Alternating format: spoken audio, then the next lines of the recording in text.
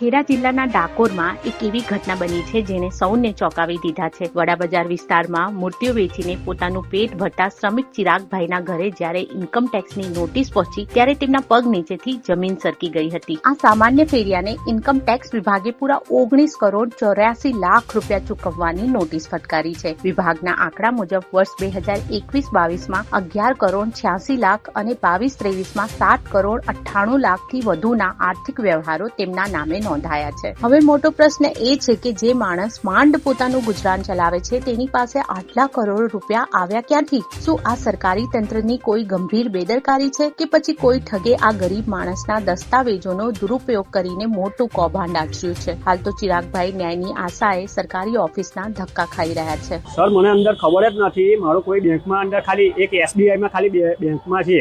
હવે એની અંદર મારે ખાલી બધા નથી, 500-600 રૂપિયા ખાલી ભરેલા છે। હવે આ નોટિસ કેમની SBI આપી, કોને આપી આપણને ખબર નથી સાહેબ। ખાતું કઈ જગ્યાએ છે આપનું? આ SBI। ઘરની વીજળી સ્વયં બનાવવા આજે સે સોલારનો સંપર્ક કરો।